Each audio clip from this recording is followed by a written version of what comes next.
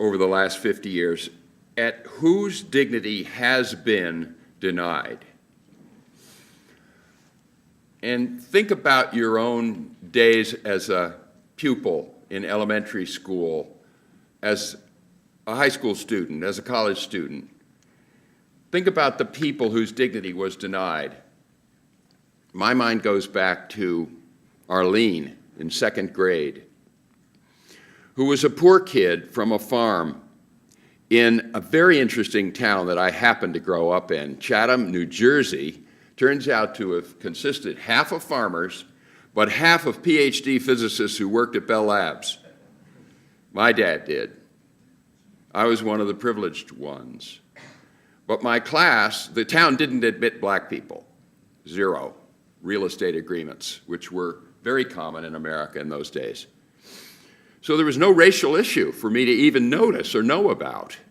But half the kids in my class were really poor, and it was depression, the end of the Depression. Arlene's father was a farmer. One day in Miss Belcher's daily inspection of fingernails, Arlene flunked and was sent to the hall for the whole day. We passed her as we went out to recess in the morning and the afternoon. There she was, leaning against the water fountain, slumped against the wall, hiding her face.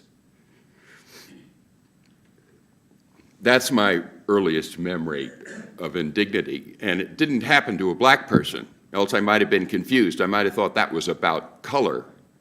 It clearly wasn't. It was about something else. What it was about, to put it quickly, was that if that had happened to me, my mother on the PTA would have been in the school the next day and had Miss Belcher's hide. But Arlene's parents were afraid to come into the school and didn't do anything to protect her. She was weak. She, therefore, was vulnerable to indignity.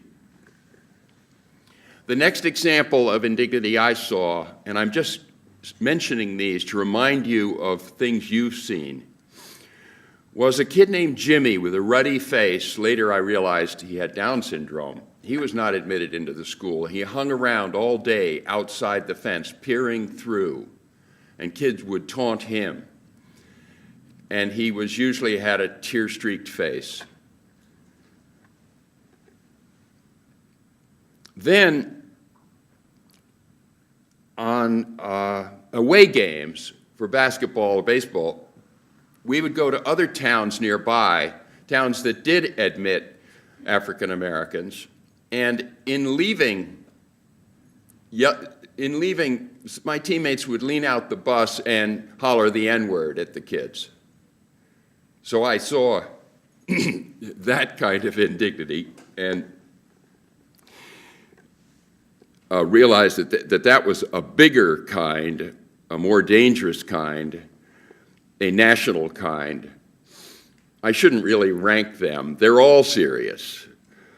But that one was going to build until it got the whole nation's attention. And it was going to build more rapidly than any of the other forms of indignification. It got a name about then. The name was racism.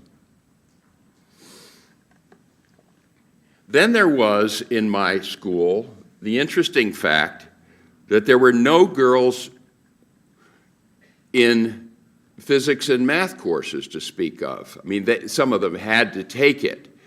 I'm really thinking of college now, where there were literally no girls in math and physics. And where I could see that the one or two who tried were subjected to a kind of skepticism about their ability, about their appropriateness, even taking such courses. They were held to be unladylike. So that was a form of indignity. And finally, there was Frank, who everybody suspected was gay, and who was mercilessly ridiculed with the F word.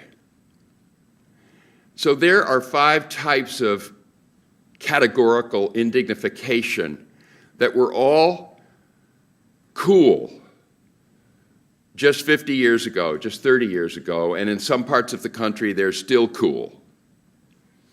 in some parts of the world, they're still taken for granted as legitimate forms of indignification. But the good thing, the good news about America is we have been tackling these types of indignity one after another during my lifetime, during our lifetimes. And we have actually seen a turning point. We're far from eradicating these types of indignity, but we've passed a turning point back over which we won't go. And it's the turning point that I think of as the place where, instead of assuming the victim is guilty as charged, we suspect the perpetrator is guilty as charged.